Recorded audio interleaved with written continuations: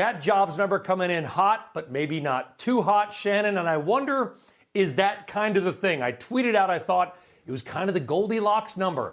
It was good, made people happy, but it wasn't so good that it puts new fears of Fed tapering back on the table. How would you break it down? I couldn't agree more. I think this was, first of all, a great number coming into a long weekend. Nothing for investors to be particularly concerned about.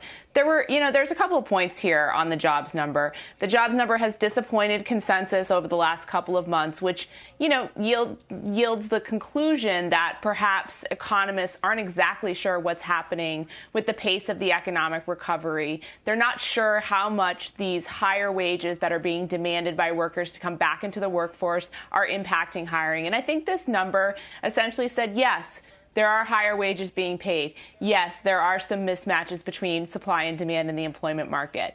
But we are seeing, jobs coming into the market. And I think what we're also seeing is we're seeing that, that U6 number that measures the sort of underemployed and part-time workers, that number's for under 10% for the first time since the pandemic. So that's an important point because, if we get participation, steady, and then we also see some of these workers that classify themselves as being underemployed coming back into full-time work, I think those are the trends that the Fed is going to look at as promising, but not necessarily too hot as to take them off of, their current course. Yeah. Well, Courtney, just between us kids, here's the dirty secret of the jobs number. Don't tell anybody. The jobs number doesn't move the market. The Fed moves the market, and the Fed looks at the jobs number. So with that in mind, does this number change what you think the Fed may or may not do with rates? Sally, it's so good to see you today and everyone on the committee. Let's really think about this for a second. As you mentioned so beautifully, the jobs number and the Fed are intertwined. The good news about what happens in America is that we get the data. We know what the Fed is seeing to a certain extent across the board, whether it's from earnings, whether it's wage growth, whether it's jobs, manufacturing, you take your pick.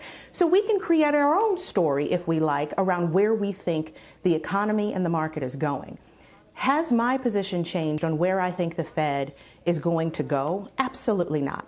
I think they have been incredibly transparent about how they're thinking about this. And I think those numbers that came out today, again, further solidifies Jay Powell's stance of watching the numbers and paying attention to the data, not moving too quickly and not moving too slowly. I think what we will see kind of in the July jobs numbers will be incredibly important, as well as September.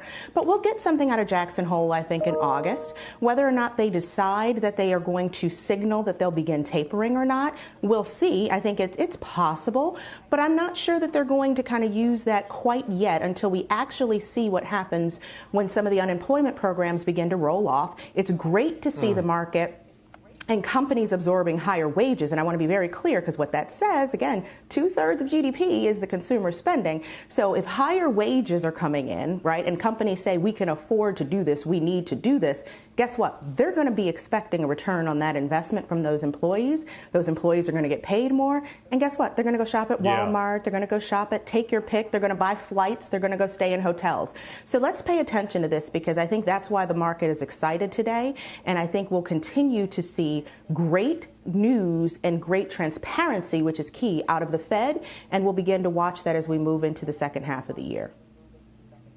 Yeah, 4 states ending their extended unemployment benefits June 12th, 6 more on the 19th. Kind of got a real-world economic experiment going on in real time. John and Jerry also joining us by phone. We called them up at Klondike 557. John, what is the options market saying? What are you seeing in the internals about what the market may be suggesting about the Fed?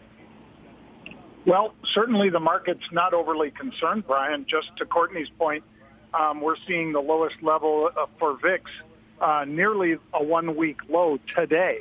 Not 1 week, I'm sorry, a 1-year low. We hit 1425 for the VIX just minutes ago. We're right now at about 1450 for that so-called fear index. And the range for the year, last 52 weeks, is 1410, which is the low, to 4116. So obviously there is very little, if any, fear in the market here. I think they're more or less confident that where we are going through the summer into Jackson Hole is a fairly safe place. And Jackson Hole, of course, will be a potential wild card for how the Fed gives us their outlook from there forward. So I think that's the really next point on the calendar, Brian, the Jackson Hole, not really today's jobs report.